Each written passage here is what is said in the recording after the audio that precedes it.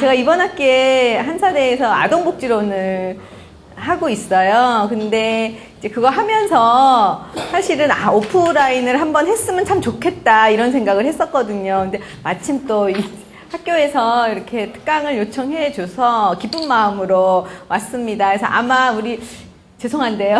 아동복지론 들으시는 학생들 손 좀 들어봐 주시겠어요? 예, 반갑습니다. 제가 맞습니다.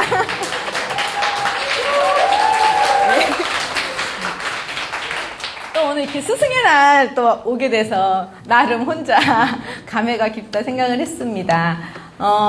사실 부스러기 사랑 나눔회는 생긴 지는 횟수로 한 24년 정도 됐어요. 그리고 주로 이제 저희 단체가 하는 일은 이제 빈곤 아동과 가족을 지원하는 다양한 일들을 하고 있고, 또 이제 그 중에 하나가 우리 오늘 이제 함께 배워볼 그 아동복지 시설인 지역아동센터를 설치하고 또 운영하고 교육하고 지원하는 전반적인 사업을 하고 있습니다. 그래서 혹시 아동이나 또는 빈곤 또 가족에 관심이 있으신 분들은 네이버에 부스러기 사랑나눔회 어디 사이트라도 부스러기 사랑나눔회 검색하시면 아마 저희 단체에 들어와서 어떤 일을 하는지 알 수 있을 것이고요. 실습도 받아요. 실습생도 받으시니까 여러분이 아동복지나 특히 뭐 저희 같은 경우는 NGO 단체예요. 그러니까 사회복지 단체이기 때문에 이런 NGO 단체에서도 일해보고 싶다라고 생각하시는 분들 같은 경우는 실습도 의뢰하시면 실습도 할 수 있고, 그러나 단 한 명은 안 받고요. 2명 이상이 돼야, 왜냐하면 저희가 정말 성심성의껏 슈퍼비전을 주기 위해서는 한 명 이상은 좀 힘들고 2명 이상 신청하시면 실습할 수도 있고, 그다음에 다양한 현장들이 있거든요. 그러니까 그룹홈도 하고 있고 또 지역아동센터도 하고 있기 때문에 여러분이 이제 아동과 관련해서 뭐 그룹홈에 관심이 있다라고 하면 또 오셔서 실습하실 수도 있고요. 뭐 지역아동센터에 관심이 있으시다 하면은 지역아동센터에서도 아이들을 직접 만나는 그런 경험을 해보실 수도 있을 것입니다. 실습뿐만 아니라 사실 여러분, 저는 좀 깜짝 놀란 게, 이제 죄송하긴 하지만 사이버를 하면서 생각보다 여러분들이 열심히 공부를 하시더라고요. 네, 저희 교실, 아동복지 교실 들어가면 여러분들이 되게 열심히 해주시고, 막 문의도 질문도 많이 해주시고, 그 다음에 뭐 틀린 거 있으면 틀린 것도 이렇게 해주시면 제가 또 수정하기도 하고 하면서, 어쨌든 온라인 상에서 여러분들이 참 열심히 공부하고 있어서, 저도 가능하면 저도 사실 늦게, 그러니까 학부는 사회복지를 안 했고 나이가 들어서 이제 사회복지를 했거든요. 늦게 이제 공부한 사람으로서 이렇게 열심히 공부하고 있는 분들에게 조금이라도 현장의 이야기를 좀 많이 들려드리려고 하고 있어요. 근데 요즘에 우리 과목에서 중간고사 끝나고 나서 조금 중간고사 좀 어려웠는지 중간고사 끝나고 나서는 여러분들이 약간 저기 한 것 같긴 한데, 열심히 공부하시는 분들을 볼 때에 많은 격려를 해주고 싶다는 생각을 합니다. 오늘 시간이 많지는 않는데 저희가 이제 사회복지 시설 중에서도 이제 아동복지 시설인 지역아동센터의 설치와 운영에 대해서 이야기를 나누어 보도록 하겠습니다. 그리고 혹시 여러분이 궁금하신 것들이 있을 것 같아서 질문 시간을 좀 많이 하면 어떨까 생각을 하는데, 지역아동센터에 대해서 들어보신 분 계세요? 반응을 주시면 제가 더 신이 나서 열심히 할 거예요. 혹시 지역아동센터에 대해 들어보신 분? 네, 내려주시고, 그러면 지역아동센터를 운영하시거나 거기에 가보신 적이 있으셨던 분? 운영하시는 분도 꽤 계시는 것 같더라고요. 운영하고 계세요? 가보시긴 하셨어요? 네, 그러시구나. 그래서 아마 지역아동센터를 들어보신 분들은 질문 궁금하신 게 더 많으실 것 같고요. 그 다음에 들어보시지 않고 오늘 이런 게 있었단 말이야 라고 하시는 분들은 잘 들으시면서 궁금한 것들 질문해 주시면 가장 최근에 따끈따끈한 2010년에 보건복지부에서 아동권익과에서 지금 지역아동센터를 어떻게 바라보고 있는지에 대한 가장 최근의 것들을 전해 드릴 테니 질문들도 많이 해주셨으면 감사하겠습니다. 먼저 그 지역아동센터가 뭐냐를 먼저 아시고요. 오늘 그 순서는 처음에는 지역아동센터 기능과 개념과 기능에 대해서 말씀드리고, 그 다음에는 지역아동센터의 그 설치와 운영에 대해서, 그리고 2010년도 그 보건복지부의 지역아동센터 운영 지침, 이런 식으로 순서를 진행하도록 하겠습니다. 먼저는 여러분이 지역아동센터가 무엇인가를 아는 게 중요할 것 같아서 그것을 먼저 설명드리도록 하겠습니다. 지역아동센터는 아동복지법 안에 나와 있는 아동복지시설의 한 유형입니다. 그리고 아동복지법이라고 했을 때 우리 아동복지론 들으신 분들은 아시죠? 아동복지는 몇 살부터 몇 살이죠? 아동복지법 안에 있는 그 법 연령의 기준은 0세부터 18세까지입니다. 우리가 보통 아동하면 어린이라고 생각을 해서 초등학생까지만 이해하시는 분들이 많은데 그렇지 않고요. 대한민국의 아동복지법은 0세부터 18세까지의 모든 아동이 해당이 됩니다.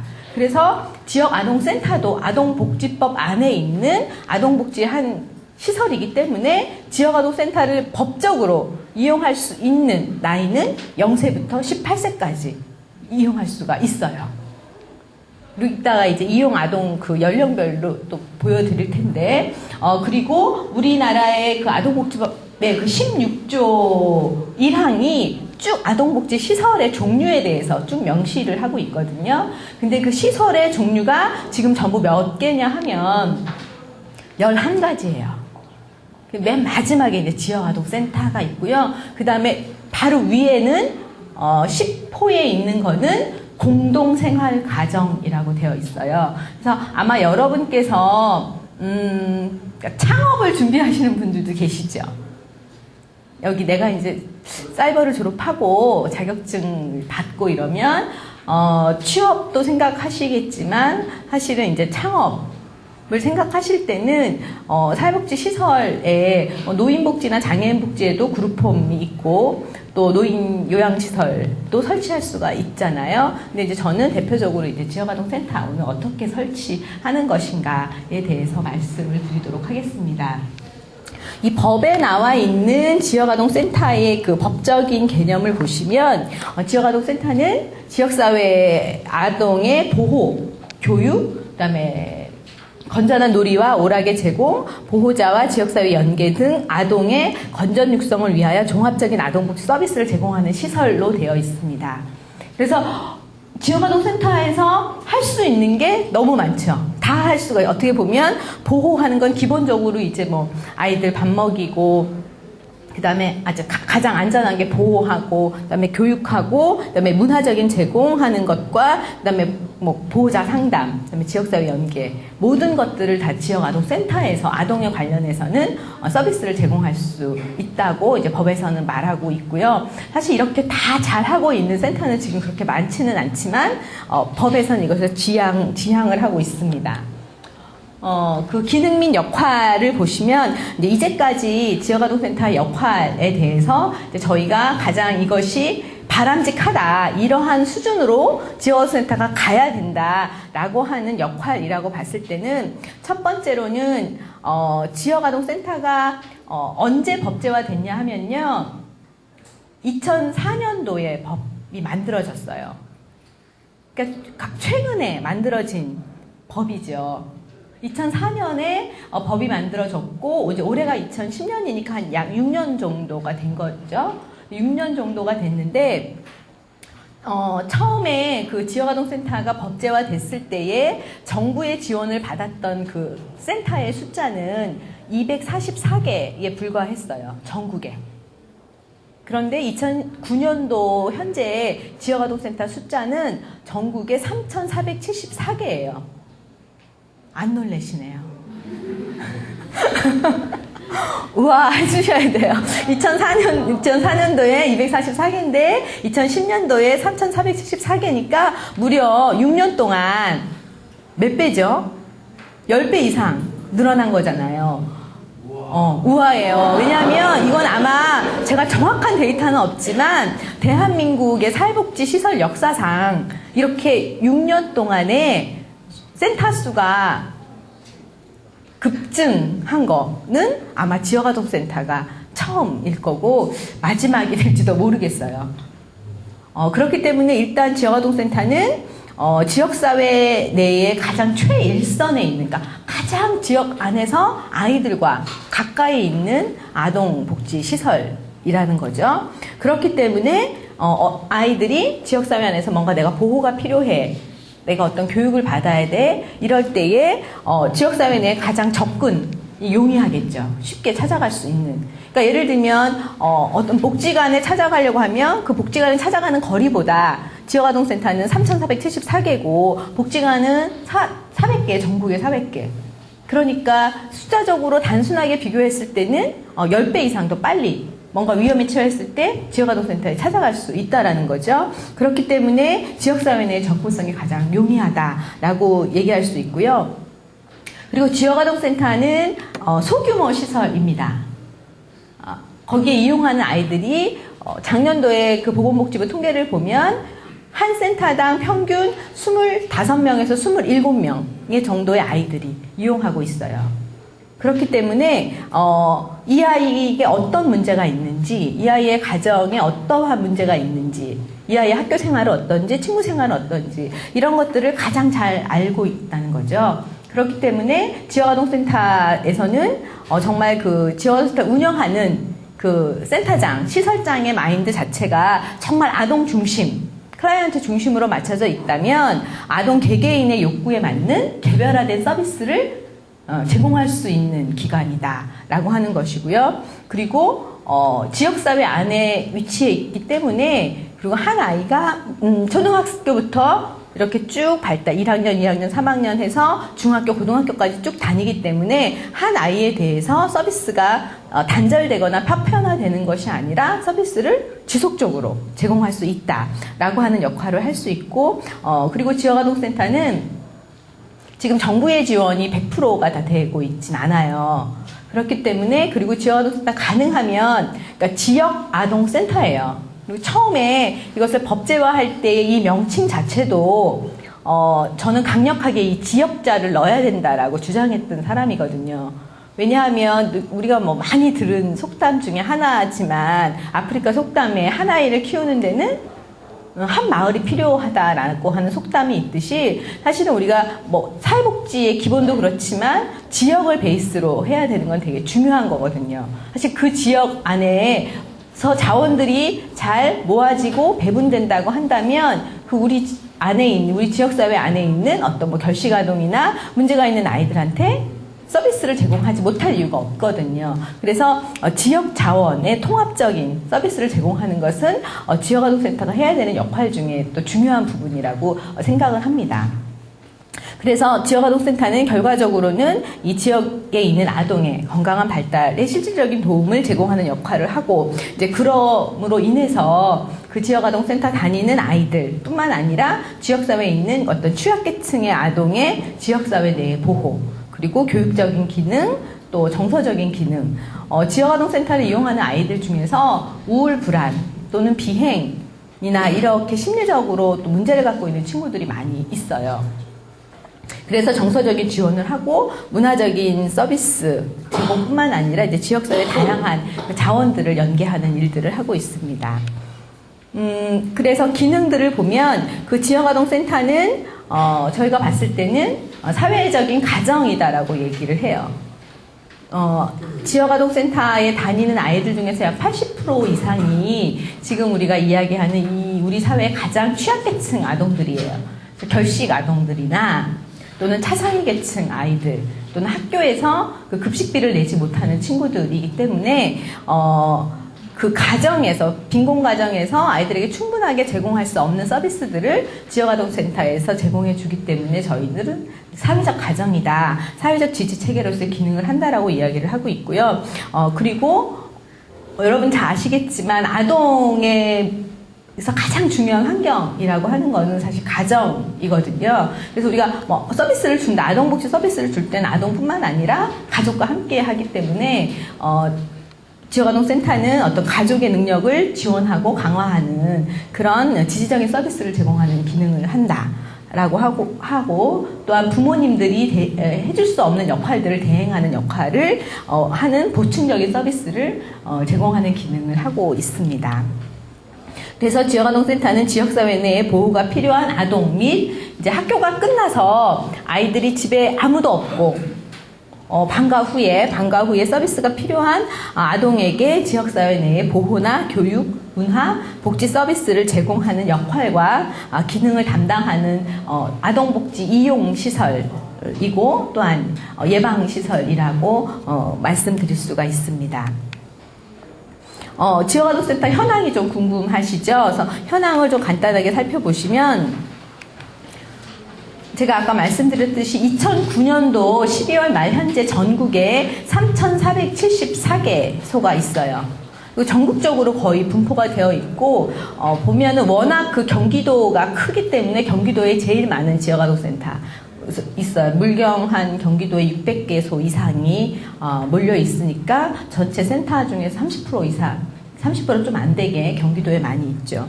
그리고 뭐 전라남도 쪽이나 이렇게 좀 있습니다. 그리고 전국적으로 골고루 되어 있는데 이용 아동을 보면 3,474개소에 그러니까 매일 이용하는 아이들이 97,926명이에요.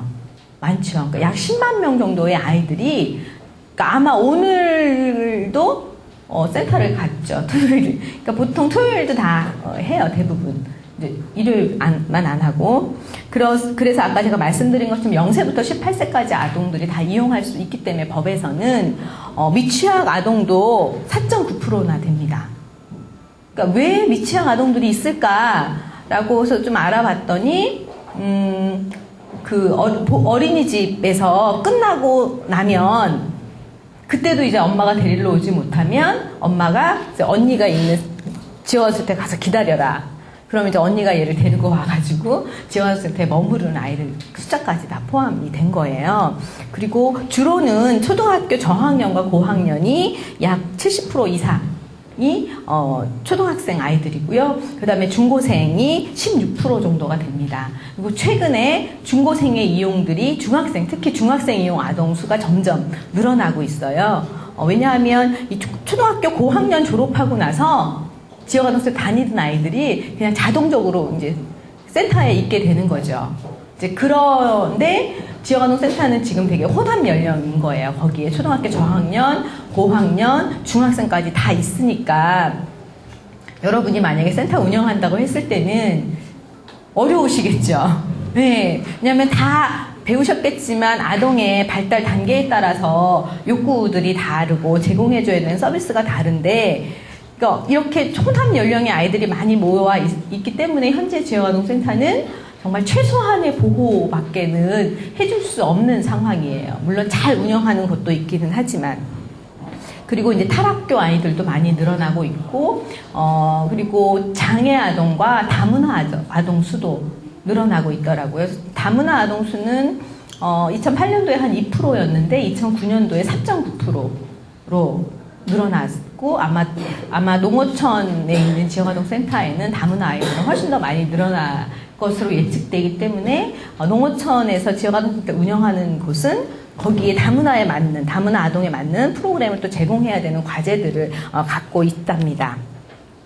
소득 계층별로 보시면 아까 말씀드렸듯이 기초생활 수급권자가 한 27.8%고요. 그 다음에 차상위 계층이 32.5%, 그 다음에 기타 승인 아동이라고 해서 이거는 실질적으로는 기초생활 수급권자 자녀나 차상위 계층 자녀는 아니지만 실질적으로 학교 급식비를 내지 못하거나 도움이 절실하게 필요한 아동이에요. 그래서 이건 동사무소의 전문 요원하고 함께 확인을 이제 해서 주고 나머지는 그냥 저소득 일반 맞벌이 가정 자녀들입니다. 그래서 지역아동센터는 그럼 누가 이용하냐라고 했을 때는 법에서 봤을 때는 대한민국의 아동이라면 누구나 다가 이용할 수는 있어요. 그러니까 삼성의 이재용 아들이나 저 서울역의 노숙자의 아드님이나 다 내가 다니고 싶다라고 했을 때 너는 니네 아버지 부자니까 너 올 수가 없어 라고 얘기할 수는 없는 거예요. 근데 이제 그러나 어떤 아동의 그 숫자에 비해서 지역아동센터를 이용하려고 하는 아동의 욕구에 비해서 현재 지역아동센터 숫자는 좀 작기 때문에 우선적으로 누구를 서비스를 줄 건가 했을 때 이제 복지부 지침 자체는 가능하면 도움이 절실하게 필요한, 그러니까 뭐 기초생활수급자나 차상위계층 아동 자녀를 우선적으로 해라라고 하고 있고, 또 뭐 평가 지침에도 이제 빈곤 가정 아동이 많을수록 평가 점수를 이제 많이 주는 식으로 현재는 되어 있습니다. 그러나 뭐 한 5년 10년 지나서는 그 어린이집처럼 누구나 다 만약 욕구가 있으면, 니드가 있으면 그 아이들이 그 센터에 다닐 수 있도록 하는 제도들이 또 만들어질 것이라고 생각을 하고, 이제 그게 보편적인 복지로 가는 과정일 것이라고 생각을 합니다. 좀 이게 궁금하실 텐데, 이 시설 운영 주체를 보면 지역아동센터를 설치할 수 있는 사람은 개인도 설치를 할 수가 있어요. 그래서 개인도 설치할 수 있고, 뭐 종교단체, 사회복지법인, 사단법인, 재단법인, 시민단체, 뭐 기타 지자체에서도 운영하는 곳이 있거든요. 그래서 그런데 개인의 퍼센테이지가 점점 늘어나고 있습니다. 그래서 개인도 그 법에서 요구하는 것만 다 갖추면 개인도 신고를 해서, 그리고 지역아동센터는 지금 현재는 신고예요. 신고인데 신고제기 때문에 아마 이렇게 5년 동안 급증한 결과를 낳게 돼서, 현재 복지부의 입장은 신고 허가제로 바꾸기는 너무 이제 그게 하나의 규제가 되기 때문에 허가제로 바꾸기는 좀 어렵지만, 신고해서 그러니까 평가를 받고 평가 인증제로 지금 가려고 하고 있어요. 조금 더 진입장벽을 높이려고 하고 있기 때문에 여러분들께서 창업을 준비하신다면 빨리 하시는 게 여러 가지 규제를 피해갈 수 있는 일이 아닐까라고 생각을 합니다. 그래서 아마 점점 더 이런 진입장벽은 높아질 거고요. 그리고 종사자 현황을 보시면, 시설장은 이건 뭐 3,474명이라는 게 이제 개소수마다 시설장이 한 명이기 때문에 3,474명이고, 그 다음에 생활복지사가 있는데, 이 생활복지사는 여자가, 시설장과 생활복지사를 나누었을 때는 전부 다 포함해서는 이렇고요. 성별 비율을 보면, 남자가 적고요. 여자가 많고. 근데 시설장은, 남자들이 훨씬 더 많더라고요. 예. 그런 상황이고요. 주요 서비스 내용은 이제 크게 저희가 4가지 정도로 나누는데, 보호, 그다음에 교육, 보호자와 지역사회 연계, 오리와 노락으로 나눕니다. 그래서 보호는 기본적으로는 이제 가장 방과 후에 아동을 안전하게 보호하는 게 중요하고, 그 다음에 부모님들이 제공해 줄 수 없는 것, 아이들의 일상생활 에 대한 부분. 그러니까 이 친구들이 뭐 밖에 나갔다 오면 손을 씻고 밥을 먹으면 양치를 하고, 그 다음에 알림장을 가지고 뭐 숙제 지도를 해주고, 이런 것들이 이렇게 몸에 익지 않은 친구들이 많아요. 그게 되게 일상적인 생활 지도인데도 불구하고, 그래서 이제 그런 것들 센터에서 이제 규칙적으로 할 수 있도록 해주고, 그다음에 급식에 대한 부분이 있습니다. 그다음에 숙제는 숙제 중에서도 또 중심을 두는 거는, 아이들이 기초학습이 부진한 친구들이 많아서 이 친구들은 이제 나머지 특별 학습들을 제공해 주고 있고, 그 외에 경제교육이나 뭐 예체능 교육, 독서지도 이렇게 다. 왜냐하면 학원에 다닐 수 없는 친구들이 많기 때문에 이제 교육 프로그램이라고 해서 이런 것들을 제공하고 있습니다. 그 다음에 보호자와 지역사회 연계는 이제 가정 방문을 가고요. 그 상담이나 정서적인 부분, 그 다음에 후원자 연계하는 것, 사례 관리, 지역사회 내 인적 물적 자원을 연계하는 일들을 하고 있고, 그 다음에 놀이와 오락은 문화체험, 그러니까 노는 토요일 같을 때 이제 아이들이 다양한 체험들을 할 수 있도록 하고, 그 다음에 캠프, 뭐 여름방학이나 겨울방학 때 캠프, 공동체 활동이나 뭐 특기 적성, 그러니까 어떤 재능이 있는데 기회를 얻지 못해서 그 재능들을 펼치지 못한 아이들이 있기 때문에 이제 그 아이들을 위해서 이런 특기 적성도 제공을 해주고 있습니다. 그러면 지역아동센터 지난 한 5년 동안, 6년 동안 성과가 어떤지 짧게 설명드리고, 이제 여러분이 기다리시는 설치 운영 방법을 말씀드릴게요.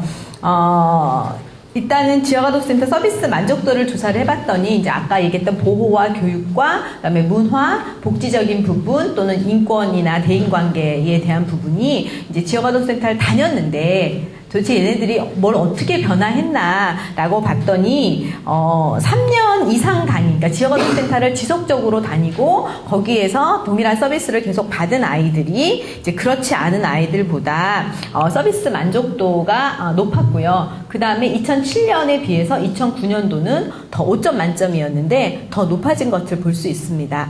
그러니까 일단은 아이들이 지원센터 다니면서 뭐 다른 친구들하고 함께 생활을 하고 또 안전한 보호를 받고 복지적인 서비스를 제공받으면서 이제 이렇게 변화하고 있다는 것들을 이제 수치적으로 볼 수가 있고요.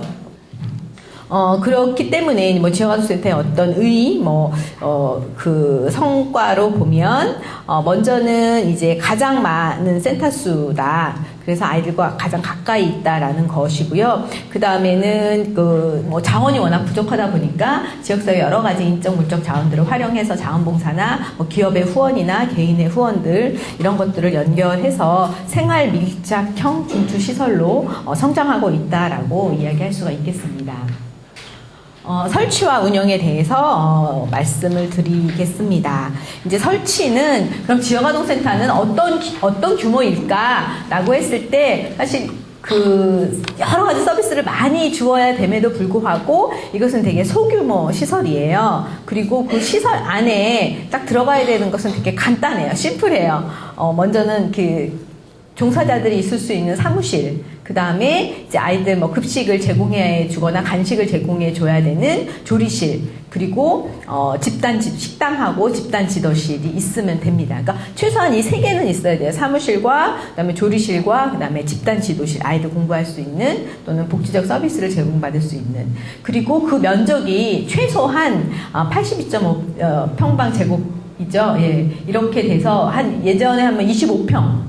최소한 한 25평 정도는 돼야 됩니다. 그러니까 25평 이하면은 허가 신고를 받아주지 않아요. 그리고 1일 평균 이용 아동수가 20명 미만인 시설이 있습니다. 20명 미만인 시설 같은 경우는 전용 면적을 더 60제곱 평방제곱만 하면 됩니다. 그래서 지역아동센터의 공간과 시설 설비를 할 때 지역아동센터는 지역아동센터만을 할 수 있는 전용 시설이어야 돼요.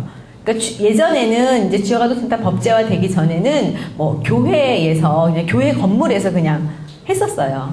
그러니까 사실은 뭐 예를 들면 뭐 교회 같은 경우는 이제 주일날이나 아니면 뭐 수요일 저녁에만 오픈하니까 낮에는 비어 있잖아요. 그리고 이제 동네 아이들이 교회 와서 이제 놀기도 하고 하니까 그냥 교회에서 운영을 했는데 지금은 별도 공간. 예. 그러니까 종교시설은 종교시설로만 사용하고 이건 아동복지시설이기 때문에 아동복지시설로서 해야 된다라고 하고 있습니다. 그래서 예를 들면은 뭐 타복지사업하고 같이 복지관에서는 별도의 지역아동센터의 공간을 만들어서 운영을 할 수는 있지만 그 안에서 뭐 그룹홈도 하고 지역아동센터도 하고 뭐 노양원시설도 이렇게 할 수는 없다는 거예요. 그리고 또 개인이 하기 때문에 자기 집에서 할 수는 없는 거예요.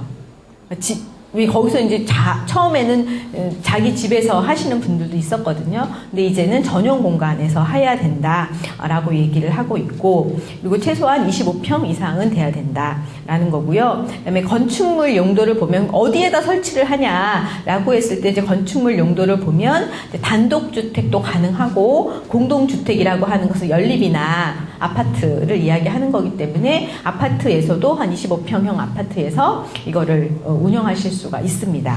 그리고 그 외에 제1종 근린생활시설, 근린생활시설이라고 하면은 주로 이제 상가를 이야기하거든요. 근데 그러니까 근린생활시설 1종을 하면서 지역아동센터 설치가 되게 쉬워졌어요. 상가에도 막 설치를 하고 하다 보니까 사실 어떤 데는 뭐 지하는 뭐 저기 노래방이고 1층은 뭐 단란주점 이렇게 되어 있는데 설치가 되어 있기도 하기도 해요. 근데 그런 데는 되게 환경이 안 좋잖아요. 그래서 가능하면 지금은 이제 그런 데는 신고 허가를 받아주지 말으라고 이야기를 하고 있어요. 이제 그런 상가들이 다 이제 근생 일종이기 때문에 이렇게 되어 있습니다. 그래서 여러분들이 만약에 설치를 하신다고 하실 때는 뭐 단독주택이나 공동주택 또는 이제 상가인데 상가 건물을 보실 때도 주변 환경이 그러니까 뭐 학원이나 어떤 뭐 교회나 뭐 사무실이나 이렇게 들어있는 건물을 임대하시는 게 더 아이들에게는 그 주변 환경이 좋은 곳이겠죠. 그리고 그러면 이제 그 종사자의 그 자격 및 배치 기준은 어떤가라고 보았을 때는 시설장은요 사회복지사업법에 의해서 사회복지사 3급 이상 자격을 가진 자면 됩니다. 여러분 일단은 졸업하시면 자격이 시설장 하실 수 있는 자격은 일단 되네요. 그리고 이제 뭐 아동학대 보호 사업과 관련된 기관에서 3년 이상 근무한 자라고 되어 있고, 그 다음에 7급 이상 공무원 이렇게 쭉 되어 있습니다. 뭐 지금이라도 당장 혹시 여러분이 뭐 이 영유아 보육법에 의해서 보육교사 1급 자격증을 가지시고 뭐 어린이집에서 5년 이상 종사했다라고 하면 지금이라도 당장 시설장이 되실 수가 있으시죠. 사회복지사 자격증하고 상관없더라도 그리고 뭐 간호사, 영양사도 가능합니다. 그리고 유치원, 초등학교, 중등학교 교사 자격증을 가지신 자로서 사회복지 관련 업무에 5년 이상 종사한 경력이 있는 자가 됩니다. 사실 이 시설장의 자격 기준은 지역아동센터의 그 센터장의 자격 기준일 뿐만 아니라 기본적으로 아동복지법 안에 있는 아동복지 시설을 설치할 수 있는 그 시설장의 자격 기준에 준해서 아동복지 시설의 한 유형이기 때문에 그렇다는 것을 여러분 알아두시면, 여러분이 만약에 나는 뭐 지역아동센터보다는 그 그룹홈 공동생활 과정이 나한테 더 맞아 라고 하면 이 자격 기준만 있어도 공동생활 가정도 여러분이 설치하실 수가 있습니다. 그리고 이제 함께 일하는, 그러니까 시설장은 예를 들면 이제 사장님이죠. 사장님이시고, 그 다음에 이제 그 여러분이 이제 고용을 하게 되는, 그 뭐 스텝이나 실무자의 그를 생활복지사라고 부르고 있어요. 이 생활복지사 마찬가지로 아동복지 시설에 종사하는 사람은 다 생활복지사라고 불러요.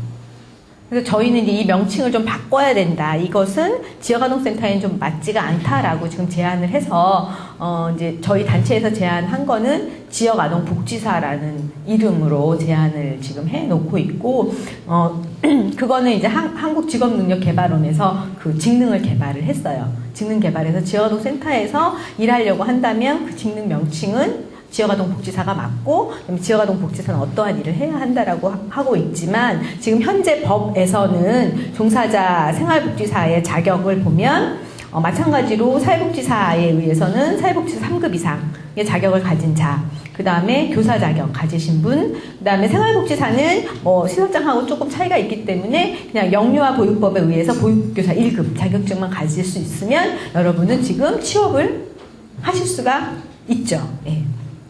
그리고 아동복지법 시행령에 의해서 그 아동복지 지도원이라는 것이 있어요. 그래서 그렇게 지도원이 될 수 있는 자격을 가진 자, 이렇게 되어 있습니다. 생활복지사는 이러한 자격을 가지시면 여러분이 지역아동센터에서 그 종사자로 근무하실 수가 있습니다. 네. 질문 있으시면 잘 적어놨다가요. 이따가 질문을 해주시기 바랍니다. 그리고 이 센터 수에 따라서 배치되는 그 배치 기준이 달라요. 10인 미만도 있습니다. 10인 미만이 정말 있나 그러는데 많지는 않지만 있어요. 그러니까 어떤 곳이냐 하면 그 아주 시골, 그다음에 섬인데 아동복지 관련 시설은 아무것도 없어요. 근데 이 아이들은 마구 방치되어 있어요. 실제로 이제 섬에 가보면 그 서해안에 있는 그 도서 지역에 가보면 아버지는, 엄마는 도망간 지 오래고 아버지는 배 타고 나갔어요. 할머니랑 같이 사는데 얘네들 학교 갔다 오면 그냥 그냥 노는 거 방치되어 있거든요. 그러니까 거기에서 이제 뭐 거기 계시는 어떤 종교기관에서 아이들을 돌보다 보니 거기에는 뭐 10명이 안 될 수 있거든요. 이제 그런 곳. 10명 미만이라도 정말 국가가 최소한 보호를 해야 되겠다라고 하면 10명 미만 시설에는 그냥 시설장 1명이 좀 돌봐다오 라고 해서 최소한 기준이 시설장 1명이고요. 그 다음에 이제 제일 많은 게 10명에서 30명, 10명에서 30명 정도인데 이제 그때에는 시설장 1명하고 그 다음에 생활복지사 1명. 그러니까 법적 기준은 2인이에요. 근데 실제적으로 이 그러니까 한 30명 정도 아이들을 2명이서 케어한다는 거는 상당히 노동 강도가 세거든요. 그리고 이 친구들이 뭐 정서적인 문제도 가지고 있고, 그렇고 또 하나하나 일일이 이렇게 학습도 봐줘야 되고 하기 때문에 그 외에 자원봉사자가 많이 필요하고, 그래서 현재는 정부에서 이제 그 별도로 아동복지 교사라고 해서 일자리 사업을 파견을 하고 있어요. 그래서 30명 미만 시설에 대해서는 이제 풀타임은 아니지만 그 영어 교사나 아니면 독서지도 뭐 체육교사 이런 분들이 한 2, 3회 정도 이렇게 파견하는 식으로 로테이션 해서 가고 있고, 그 다음에 급식을 해야 하니까 우리 선생님들이 막 밥 하시다가 아이들 보다가 이러면 힘들잖아요. 그래서 구마다 좀 여력이 있으면 그 공공근로를 파견해 주기도 하고, 또 어떤 데는 이제 공익근무요원이라고 있죠. 이제 그분들을 또, 그러니까 농촌 같은 경우는 이렇게 아이들을 좀 가르칠 만한 인력이 별로 없기 때문에 공익근무요원이 아주 큰 인력이에요. 그래서 그렇게 대학교 다니다가 군대 간 그분들을 이렇게 또 군인들도 들어와서 자원봉사하고 합니다. 그리고 30인 이상 시설에는 시설장 1명하고 생활복지사 2명을 배치를 해야 돼요. 그래서 여러분이 만약에 신고를 할 때 내가 30인 이상 시설을 한다, 30인에서 50인 이상, 50인까지 시설을 한다라고 하면은 뭐 여러분이 만약 운영을 하신다고 하면은 센터장 1명하고 그다음에 종사자 2명에 대해서는 다 명부가 들어가야 되고요. 그다음에 50인 이상 인 시설도 있어요. 50인 이상인 시설에는 또 배치해야 되는 인력이, 새로운 인력이 1명이 있는데 영양사입니다. 그래서 이거는 이제 그 영양사 자격증을 갖고 계시는 분이 있어야 하죠. 그래서 50인 이상일 때는 영양사 배치를 해야 돼서 50인 이상은 4명의 종사자가 배치가 되어야 되는 것이 현재 시행령에 나와 있는 그 배치 기준입니다. 설치 방법을 보시면 일단 아동복지시설 설치 신고서가 있습니다. 제가 일단 홈페이지에 들어가서 좀 보여드릴 텐데, 아동복지시설 설치 신고서와 더불어서 그 첨부 서류가 있어요. 그래서 정관을 만드셔야 되고, 예를 들면 이제 뭐 여러분이 센터 이름을 지을 거 아니에요. 뭐 두리하나 지역아동센터다라고 하면 두리하나 지역아동센터는 어떠한 뭐 사업 목적은 뭐고, 사업 목표는 뭐고, 우리는 이런 것들을 아이들에게 제공한다라고 하는 정관을 만드셔야 되고, 그다음에 지역아동센터를 운영하는데 필요한 그 재산 목록이 어떤 것이 있는가 해서 쭉 나열을 하시고, 그다음에 운영을 한다면 나는 이러한 사업의 계획을 가지고 이러한 예산으로 운영을 하겠습니다라고 하는 사업 계획서 및 예산서를 만드셔야 되고요. 그다음에 재산의 평가 조서 및 재산 수익 조서가 있고, 그다음에 시설의 평면도를 이제 그려서 같이 첨부를 하시고, 그다음에 시설에 종사할 직원 명단 및 자격증 사본을 내셔야 합니다. 그래서 시설의 평면도도 아까 이야기한 것처럼 그 평수가 나와야 되는 거고요. 그다음에 종사할 직원 명단도 하고 자격증, 또 아까 그 자격 기준이 있죠. 그거에 맞는 자격증과 그 사람의 이름이 들어가야 됩니다. 이렇게 해서 그걸 어디다 신고를 하냐 했을 때는 이제 시군구에서 신고를 받아주기 때문에 시군구의 아동복지 담당 부서에 신고서를 접수를 하면 시군구에서 검토를 해요. 검토를 하고 실질로 나와봐요. 여기에 센터를 설치하는 게 맞는지 안 맞는지를 나와서 보면서 이제 여러 가지 참고를 하는데, 지금 이제 중앙에서 내려가는 어떤 지침은 가능하면 지금 현재 지역아동센터 A라는 지역아동센터가 있는데 내가 이제 B를 설치하고 싶잖아요. 그러면 B라는 시설과 적어도 한 800m 정도는 좀 떨어져 있어야 된다. 라는 게 이제 그냥 안내예요. 가능하면 이렇게 다닥다닥 몰려 있는 것보다는 좀 거리가 있는 게 좋겠다라고 해서 지금 현재로는 800m 거리 제한이 있습니다. 예. 그리고 아까 얘기했듯이 청소년 유해 시설과는 있는 데는 좀 지양을 하시고 뭐 PC방이나 뭐 DVD나 뭐 이런 비디오방, 노래방에 있는 데는 좀 지양을 하셔라 라는 것이고, 또 아이들의 건강이나 안전을 위해서는 지하 같은 데는 정말 되게 아이들이 학교 갔다가 오면, 초등학교 같은 경우는 1시에 끝나잖아요. 초등학교 1학년 같은 경우는 1시에 끝나고 뭐 7시, 8시까지 있으면 거기에서 5시간 이상 있는데, 지하 같은 경우는 공기가 되게 안 좋잖아요. 그러니까 지하나 또는 5층 이상, 또 위험할 수도 있기 때문에 지하나 반지하 또는 5층 이상 설치는 가능하면 하지 말아서, 이렇게 하면 신고를 안 받아줘요. 안 받아주고, 그 다음에 종사자 같은 경우는 요즘에는 이제 그 종사자의 그 성범죄 경력을 다 또 조회를 하고요. 그 다음에 범죄 경력, 그 외에 범죄 경력을 다 조회를 합니다. 그리고 이거 설치가 다 이제 어느 정도 가능하겠다 싶으면 설치할 때의 그 화재 예방이나 안전 때문에 이제 방염 대상 물품 관리 기준을 준수해야 해서, 이거는 또 이제 소방서하고 또 같이 연계해서 이제 물어보고, 거기 소방서에서 다 기준을, 방염이 가능하다라고 하는 그 딱지를 다 붙여줘야 신고를 받아줄 수가 있습니다.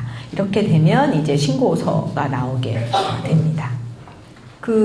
그러면 이 지역아동센터, 전국에 있는 3,474개의 그 지역아동센터를 지금 지원하고 교육하고 있는 그 행정 전달 체계가 있고요. 그 다음에 그것을 이제 복지부에서 지역아동정보센터에 위탁을 해서 지역아동정보센터에서 운영을 하고 있고, 지역아동정보센터에 들어가면 여러 가지 자료들이 다 있어요. 뭐 신고에 대한 부분들, 그 다음에 전국에 있는 지역아동센터 현황들이 다 있기 때문에 몇 가지를 제가 소개를 할게요. 우선은 그 운영 지원 전달 체계를 보면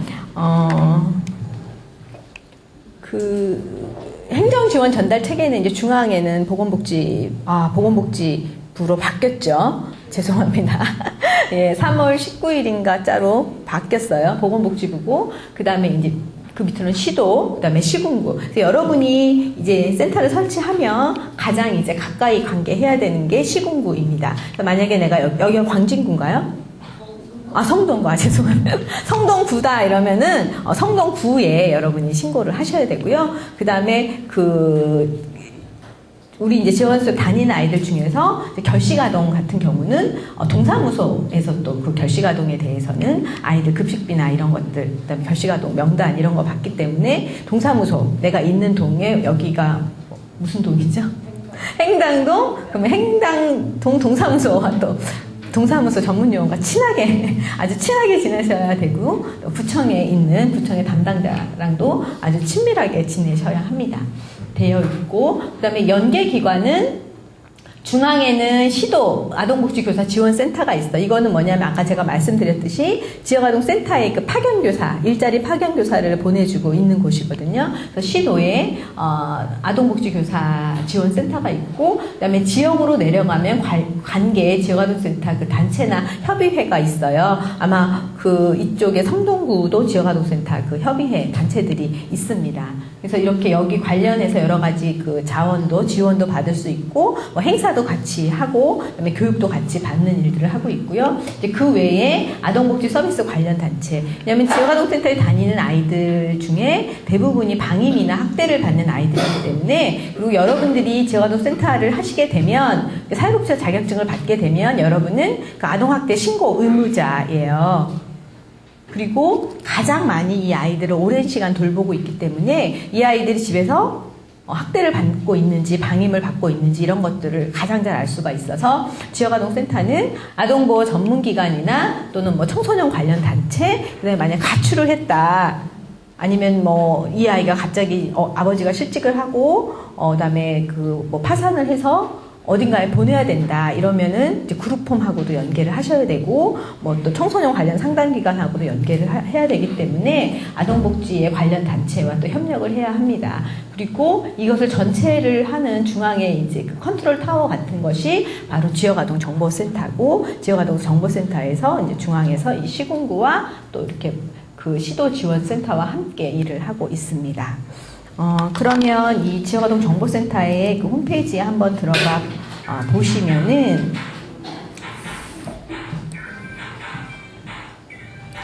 예, 여기에 보시면은요, 한번 찾아볼게요. 여기 우리 동네 지역아동센터 찾기가 있어요.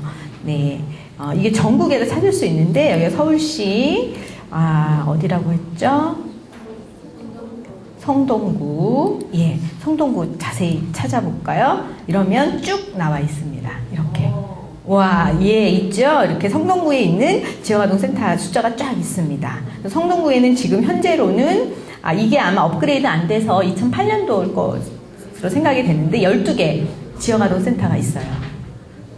그래서 저희가 이제 이것을 만든 이유 중에 하나는, 그러니까 정말로 우리 아이가 있는데 내가 일을 나가야 돼서 어디 맡길 데 없으면 찾아서 할 수 있도록 하는 것과, 그 다음에 내가 정말 사회복지 공부하고 있거나 아니면 좀 더 지역사회에서 좋은 일을 하고 싶은데 어디 봉사할 곳이 없을까라고 했을 때 이렇게 들어와서 볼 수 있고, 그 다음에 전화번호가 다 있으니까 전화해서 실습을 하거나 또는 자원봉사를 하거나 이런 거 할 때 이렇게 문의해 보시면 됩니다. 예.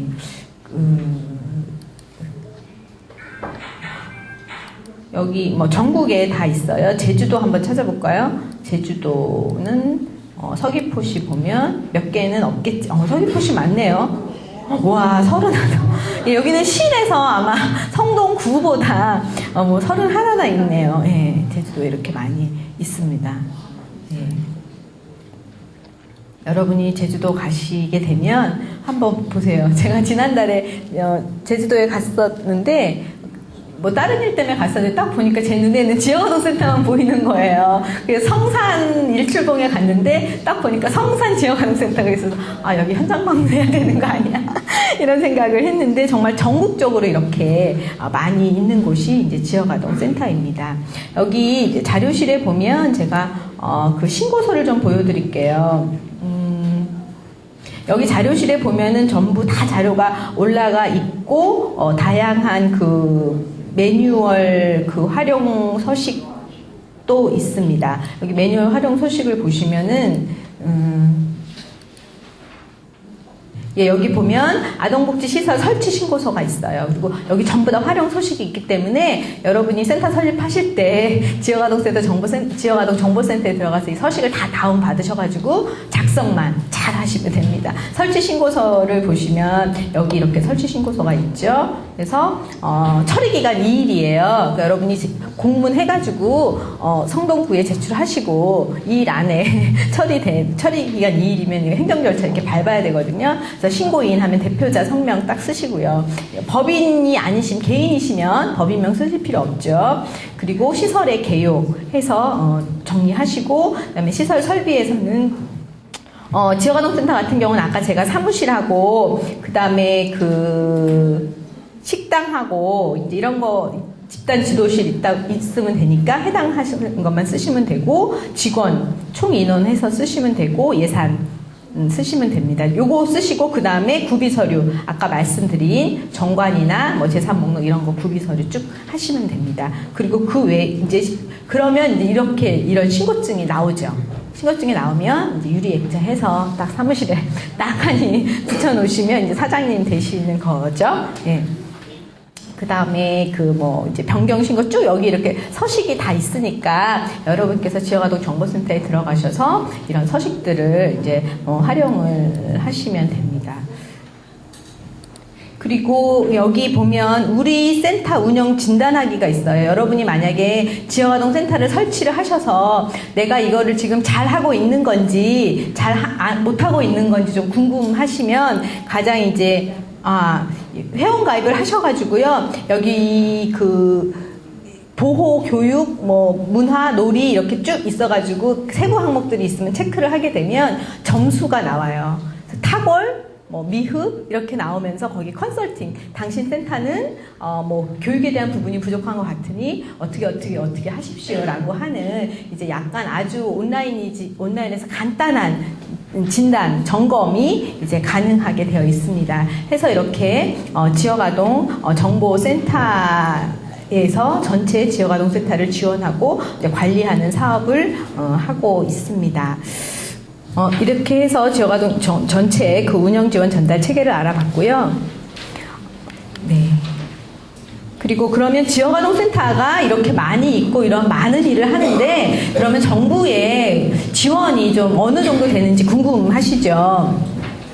사실 처음에 2004년도에는 244개로 시작됐는데 그때는 정말 한 센터당 67만 원, 그러니까 월 한 기관당 67만 원밖에 지원이 안 됐어요. 너무 작았죠. 네. 그러나 저는 이제 법제화를 할 때 이제 참여했던 한 사람으로서 이렇게 정부에서 제도가 만들어지고 그다음에 인정을 해주고 67만 원이라도 준 것이 얼마나 감사하고 감동적이었던지 그날의 감동을 잊을 수가 없어요. 왜냐하면 그동안은 사실 민간에서 공국방이라는 이름으로 민간에서 다 100% 아이들 데려와서 먹이고 재우고 다 이런 일을 했었거든요. 그런데 이제는 국민의 세금으로 정부에서 이런 아이들에서 관심을 갖게 됐다라는 것 자체가 너무나 그게 액수를 떠나서 10원이라도 그렇게 받았다는 것 자체가 되게 감동적이더라고요. 그러나 지금은 좀 생각이 달라졌죠. 지금은 이렇게 무려 5년이나 지났고 그 다음에 센터 이용하는 아이들도 점점 많이 늘어나고 있는데 지금 같은 경우는 이제 많지는 않아요. 늘기는 하였어요. 점차 2004년도에 67만 원, 한 개수당 67만 원에서 2005년도에 이제 200만 원, 한 센터당 200만 원. 그러니까 이때에 3배가 늘었잖아요. 너무 감사하더라고요. 물론 이 200만 원이 한 센터를 운영하기에 충분한 금액은 아니에요. 저희가 이제 그 복지부에 기재부나 요청하는 내용은 한 센터를 운영하는데, 그러니까 아까 제가 말씀드렸듯이 30인의 시설에는 종사자 2명이라고 했잖아요. 그러니까 최소한 한 월급 하고 그다음에 운영비까지 해서는 한 센터당 월 한 650만 원 정도는 좀 있어야 운영을 한다라고 저희가 제안을 하고 있지만 정부에서는 그렇게 생각을 안 하는지 아니면 기재부에서 이 우선순위에 밀리는지 아직 예산은 그렇게 안 잡히고 있고 2005년, 2006년, 2007년도까지 3년 동안 내리 운영비는 똑같았어요. 200만 원씩. 그리고 2008년도에 220만 원에서 10%가 늘었죠. 그리고 2009년도에 270만 원 늘었고 그다음에 2010년도 지금 현재는 숫자는 전국에 있는 지역아동센터 숫자가 3,474개인데 정부에서 지원하고 있는 센터 수는 3,000개가 조금 안 돼요. 2,946개소인데 한 센터당 평균 320만 원이에요. 그래서 점차 늘기는 하였으나 아직 한 센터를 운영하기에는 충분한 예산은 아니다. 그래서 제가 좀 계산을 해봤더니 이제 지역아동센터에서 운영을 하게 되면 이렇게 운영비가 320만 원이 나오고 그 다음에 아이들 결식아동의 급식비를 지원을 해줘요. 그래서 한 아동당 1인 그러니까 한 끼에 3,500원에서 4,000원 정도. 그래서 급식비 지원이 들어와요. 지역아동센터의 운영비가 만약에 100이라고 봤을 때에 지금 정부의 지원 정도가 한 70% 정도가 정부의 지원이에요. 나머지 30%는 사회복지 공동모금회나 아니면 기업이나 개인의 모금으로 아니면 다른 어떤 프로포잘로 해서 30%는 채워져요. 때로는 개인 후원자 내지는 그다음에 정부에서도 이렇게 100% 지원을 못하기 때문에 아이들에게 아주 최소한의 그 이용료를 받으라고 해요. 그래서 1인당 한 아이당 한 3만 원 정도. 3만 원 이상 넘어가면 그거는 최소한의 이용료는 아니다라고 보기 때문에 1인당 한 3만 원 정도의 이용료를 받으라고 하고 있고 그렇게 되어 있는 상황입니다. 그래서 지금 현재로는 올해는 많이 받는 데는 370만 원까지 받고요. 그 다음에 이게 또 차등 지원을 해요. 인원수나 그 다음에 평가나 이런 거에 따라서 차등 지원하기 때문에 많이 받는 곳은 370만 원까지 받고 그다음에 적게 받는 곳은 200만 원 정도를 받고 있습니다. 그다음에 급식비 지원 말씀드렸듯이 급식비를 정부에서 이제 지원을 하고 있는데 한 81.8%까지는 지역아동센터에 다니는 아이들에게는 급식비 지원을 하고 있고요. 그다음에 지원을 못 받는 데는 급식을 실시하지 않는 곳에서는 급식비를 지원 못 받고 그다음에 그 급식비가 지방비예요. 여러분 배우셨겠지만 그 전달책에서 보시면 그 지역아동센터 지원비는 중앙에서 돈을 주면 지자체에서 매칭으로 해서 해주는데 급식비는 지방비이기 때문에 아주 지자체가 가난한 지자체가 있죠. 그리고 또 가난하지 않더라도 아동에게 특히 이렇게 빈곤 아동이나 결식 아동에 관심 없는 지자체가 있어요. 그러면서 계속 그 지자체장은 우리 지자체에는 뭐 결식아동이 없다, 아니면 지역아동센터를 통해서는 급식비를 못 주겠다, 이제 이런 지자체가 있기 때문에 이제 급식비를 미지원받는 지역아동센터가 있답니다. 그리고 2010년도에 그 보건복지부의 운영 지침을 말씀드리고 그리고 질문을 좀 받도록 할게요. 그 운영 지침을 보시면 운영비를 지원받는 방법은 뭐냐 하면 일단 예산 운영의 안정성 및 일관성 확보를 위해서 운영비 및 인센티브의 그 지급 기준일을 정해서 운영을 하고 있고 지자체별 여건에 따라서 다릅니다. 그래서 먼저는 지역아동센터는 운영비뿐만 아니라 이제 작년에 그 평가를 받았어요. 그러니까 전체 지역아동센터가 평가를 받았기 때문에 그 평가와 그다음에 지자체에서 이 기관이 어떻게 운영하고 있는지에 따라서 그 운영비를 책정을 하게 되면서 인센티브를 신청을 합니다. 그래서 이렇게 신청을 하면 그걸 받아서 시군구에서 지역아동센터에게 지원을 해주게 되고 있고요. 그리고 운영비는 그러면 정부에서 주는 운영비는 어떻게 사용하냐라고 했을 때 지금은 운영비 사용 그 기준이 그러니까 되게 이렇게 러프해요. 좀 넓어요. 왜냐하면 보통 아동복지시설 같은 경우는 단가가 다 매겨져 있거든요. 근데 뭐 지역아동센터는 운영비 100% 못 주기도 하고 아직까지 생긴 지 얼마 안 돼가지고 운영비 단가 기준에 대한 연구가 없었기 때문에 지금은 정부에서 주는 운영비를 100으로 봤을 때에 일단은 종사자, 상근 종사자 1인의 급여는 운영비에서 쓸 수가 있다. 그러니까 320만 원을 지원을 받으면 320만 원 중에서 뭐 한 150만 원이나 180만 원은 한 명의 인건비로는 쓸 수가 있다라고 되어 있고요. 그 외에 그 운영 관리비, 뭐 관리비가 들어가겠죠. 냉난방비나 공과금 등 센터 전용 공간에서 발생한 비용만 가능해요.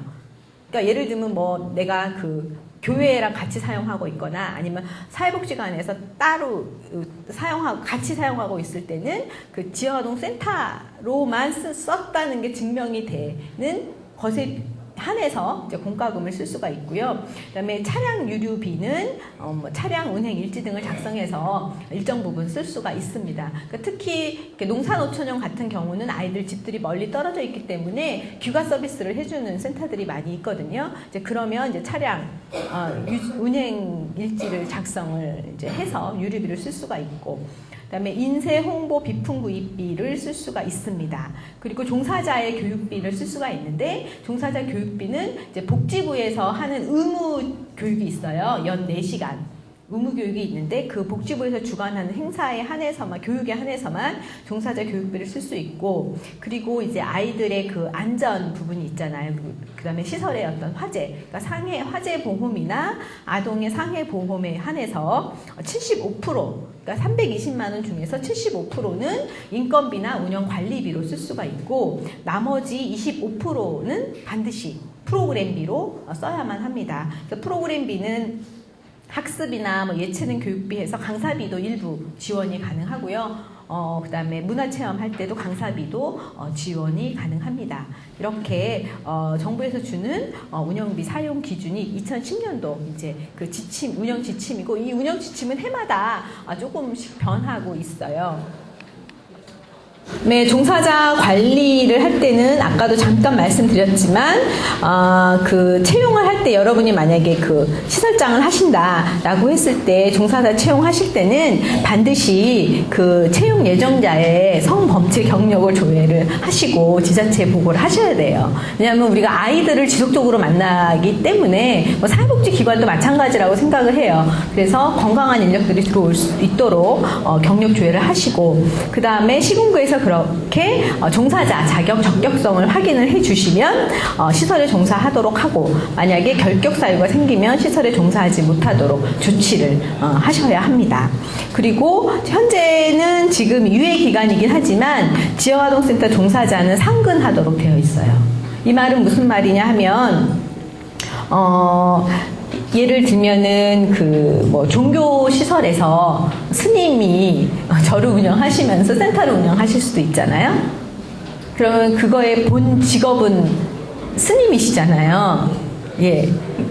그러니까 이제 이 상근을 해야 된다는 거죠. 근데 그 전까지는 유예기간들이 계속 있었어요. 뭐 시설 유예기간, 뭐 종사자 자격 유예기간 있었는데, 지금 이제 유예기간이 2010년 9월 달까지 유예기간으로 되어 있는데, 이제 이것도 사실 원칙적으로 말하면 시설장이 상근해야 되는 거는 맞지만, 그 농산어촌 같은 경우를 예를 들어 보면 거기 이제 교회가 하나가 있고 사실은 아이들을 돌봐야 되는데 사회복지사 자격증을 가진 분은 목사님하고 사모님밖에 안 계신다.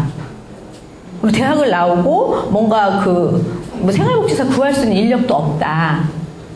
이럴 때는 교회도 하셔야 되는데 이 센터도 운영하셔야 되잖아요. 그런 게 충돌이 되기 때문에 이제 그런 경우는 좀 예외로 지금 고려를 하고 있어요. 이렇게 하나의 지금 뭐 상근을 원칙으로 한다라고 지금 잣대를 하고 문을 하면 9월 이후에는 그 농산어촌 같은 경우에는 문 닫아야 되는 센터들이 많이 생기기 때문에 이제 그런 경우는 좀 예외로 적용이 될 것으로 지금 예측을 하고 있습니다.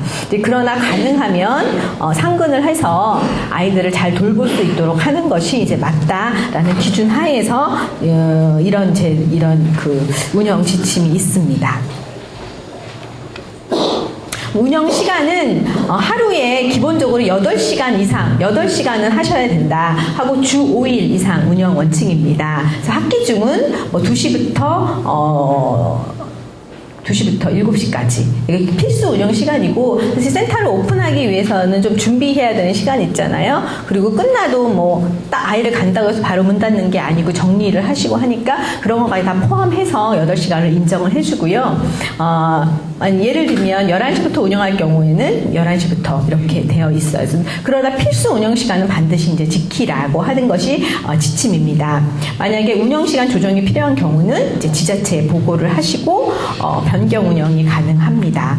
그리고 뭐 토요일, 공휴일 등은 여건에 따라 운영을 하지만 자원봉사자나 대체 근로를 적극 활용해서 가능하면 아동이 보호를 받지 못하는 상황이 발생되지 않도록 조치를 하고 있어요. 예를 들면 이런 거죠. 그러니까 뭐 설날, 추석 이럴 때 우리도 쉬어야 되잖아요. 예, 그러면 이제 그렇지만 우리 아이들은 그때 만약에 문을 닫게 되면 이렇게 정말 결식을 3일 내내 결식을 발생하는 아이들이 있으니 이제 그것에 대한 대체 다른 어떤 먹을 것이나 다른 뭐 자원들을 연결해줘서 그런 것들을 좀 방임이 없도록 조치를 하라고 하는 게 이제 복지부의 지침입니다.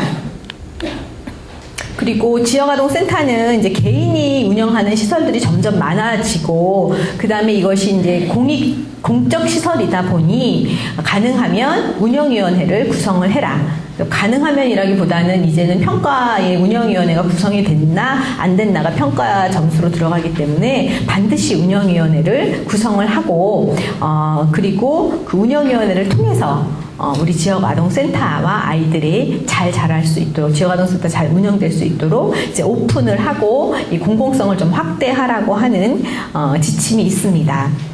그리고 회의록 사본도 시군구청장에게 제출을 하도록 되어 있습니다. 운영위원회에서 주로 운영하는 것은 시설 운영의 계획, 수립 평가에 관한 내용, 그 다음에 프로그램에 대한 것, 그 다음에 뭐 어려움들, 그 다음에 뭐 운영위원회를 사실 잘 활용하면 개인 시설이 운영하고 있지만, 제가 알고 있는 하남에 있는 어떤 센터는 개인이 운영을 하는데 운영위원회를 잘 구성을 해서요, 그 운영위원장이 모금도 해주시고 근데 운영위원회를 통해서 역할들을 주시는 거예요. 그래서 어떤 이제 훌륭하신 분들, 구의원도 드시고, 그 다음에 구청장님도 하고, 학교 선생님 되게 중요한 환경이거든요. 그리고 이제 그 부모님들 중에서 한 분 하고, 그 다음에 그 동네에 이제 어떤 그 기업, 파시는 분이나 이제 장사하는 뭐 상가 번영회 회장님 이렇게 넣으시면서 우리가 부족한 자원들을 좀 후원도 하시고 연결도 해줄 수 있는 그런 체계로 그러니까 운영위원회가 어떤 상위 구조라 생각하는 것보다는 우리 아이들을 함께 키울 수 있는 어떤 울타리다. 그리고 개인이 운영할 때 내가 어려운 것들을 좀 하소연할 수 있는 그런 울타리로 생각을 하시고 활용을 하시면 좋겠습니다. 그리고 이제 뭐 지금 사실 현재 지역아동센터의 가장 화두는 평가예요. 지금 아주 평가 때문에 되게 뜨겁고 지금 뭐 반대도 하고 있고 서명도 하고 있고 이제 그런 상황인데, 작년에 이제 최초로 왜냐하면 평가라는 게 사회복지 사업법 안에서 정부의 그 지원을 받은 기간은 3년 이후에는 반드시 평가를 하게 되어 있거든요. 그러니까 지역아동센터도 아동복지 시설의 한 유형으로서 3년 이상 정부 지원을 받았기 때문에 이제 최초로 평가를 받았어요. 받았고 그 결과로는 부작용으로는 1등부터 3,474등까지 등수를 매겼다는 거죠. 여러분도 그거 싫죠? 상대평가. 네. 그러니까 그렇게 안 하려고 하였으나 그 점수가 쫙 이렇게 오픈은 안 됐어요. 오픈은 할 수가 없고 이제 지자체 공무원이나 이제 뭐 이렇게 복지부만 알고 있지만 이제 그것에 대해서 현장에서는 반대하고 있고, 우수 지역 아동센터, 그러니까 20% 이상 되는 80점 이상 되는 데는 인센티브를 해서 월 20만 원, 월 30만 원씩 더 지원을 하게 했고, 그 다음에 그 지역아동센터 운영을 시군구에서 보조금을 줄까 말까를 결정하는데 이 평가 자료를 좀 활용을 해라라고 해서 보조금 지원 대상의 선정 기준으로 이제 활용을 하고 있습니다. 그리고 2010년도에서도 이제 좀 부족한 2009년도에 부족한 평가를 지표를 좀 개발하고 평가 기본 지침을 마련해서 2010년도에도 이제 평가를 또 하려고 하는데 현장에서는 너무 어렵다. 근데 2009년도 평가를 해서 이제 긍정적인 부분은 그동안에 지역아동센터 이제 열심히 한 거 너무 상황이 어렵고 아이들 상황 어렵게 열심히는 했는데 어떤 그 행정 체계가 많이 갖추어지지 있지 못했어요. 이 평가를 여러분들 시험 본다고 하면 공부 좀 하시고 좀 노트도 보시고 하잖아요. 이런 것처럼 현장에서도 여러 가지 그 행정 서식들을 마련하는 그런 좀 기본을 갖췄다는 게 이제 긍정적인 평가 중에 하나로 이야기를 하고 있습니다. 네, 이렇게 그 지역아동센터의 그러니까 개념과 기능, 그다음에 그 설치 운영, 그다음에 2010년도 운영 지침까지를 말씀드렸는데. 사회복지를 한다는 것은 다 저는 같은 마음일 거라고 생각을 해요. 그래서 어떤 시설을 여러분이 운영을 하시던 아니면 어떤 시설에서 근무를 하던 간에 사실은 쉽지는 않아요. 환경 자체가. 워낙 사회복지라고 하는 그 물적 토대가 되게 약하기 때문에 여러분이 어떤 곳에서 일을 하던 간에 환경은 쉽지 않지만 우리가 처음에 여러분이 사회복지를 선택했던 어떤 마음들이 있잖아요. 그러니까 저는 지역아동센터를 여러분이 창업을 하시는 것도 한 방법이라고 생각을 하지만 그 마음에 가장 중요한 거는 무척 일은 힘들다. 그러나 내가 아이들을 사랑하고 또한 빈곤 가족에 대해서 관심이 있다면 한 번은 이렇게 몸을 던질만 하다. 여러분의 인생 이모작을 계획하시면서 던질만 하다. 그리고 그렇게 여러분이 하시는 만큼 한국의 아동복지나 사회복지는 발전할 거라고 생각을 하고요. 도전하는 사람만이 또 성취할 수 있는 것 아닐까라는 생각을 합니다. 제 이야기는 이것으로 마치겠고요. 네, 감사합니다.